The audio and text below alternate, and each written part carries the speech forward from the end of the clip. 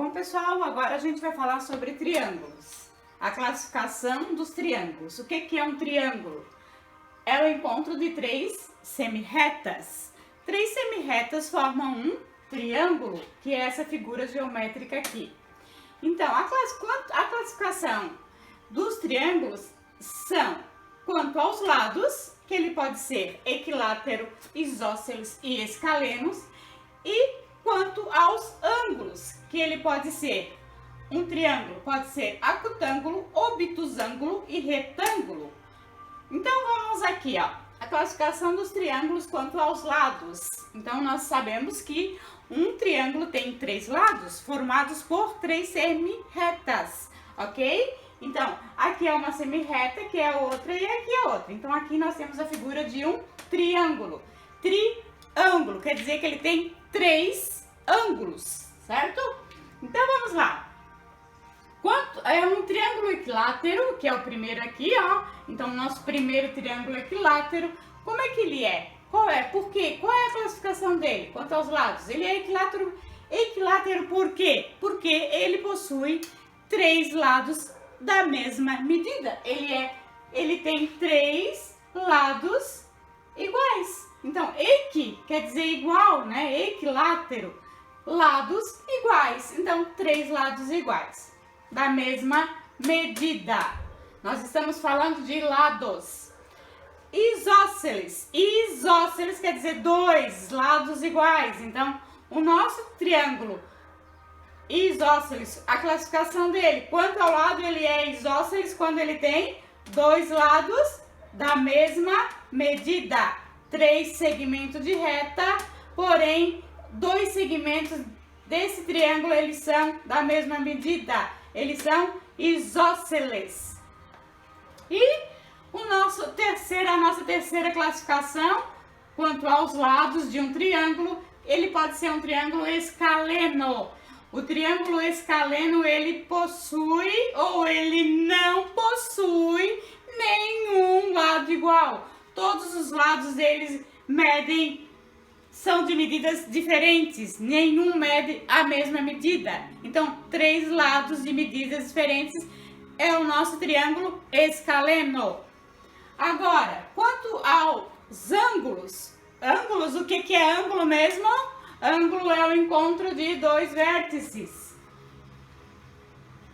Então, aqui ó, eu tenho um vértice e aqui eu tenho um ângulo. Aqui eu tenho outro ângulo. Aqui eu tenho outro ângulo. Então, quanto à medida do ângulo, essa medida aqui de abertura do ângulo, o nosso triângulo pode ser. Ele pode ser acutângulo, quando todos os ângulos do nosso triângulo são agudos. Ele pode ser obtusângulo, quando o ângulo, esse obtusângulo aqui, ó, ele tem um ângulo maior do que 90 graus. Então, esse sinalzinho aqui é maior do que 90 graus. Então, obtusângulo, o nosso triângulo, ele tem um ângulo maior que 90 graus. E o retângulo, essa palavra aqui, ó, retângulo. Então, ele tem um ângulo reto. Então, vamos ver como é a figura desses triângulos quanto à classificação aos ângulos. Vamos lá. Temos que acutângulo, todos os ângulos são agudos. O que é um ângulo agudo? Um ângulo agudo é um ângulo menor que 90 graus. Então, ele é esse aqui. Todos os ângulos, esse, são menores que 90 graus. Obtusângulo é o ângulo, o segundo. Qual é o segundo? Esse. O obtusângulo, ele tem um ângulo maior do que 90 graus. Onde é que está o ângulo maior que 90 graus? Será que é esse? Será que é esse? Óbvio que não, né? Então, aqui nós temos um ângulo maior do que 90 graus, tá? Então, esse aqui, ele é um ângulo obtusângulo. A classificação dele quanto ao ângulo. E, por último, que é o nosso motivo de estudo, né?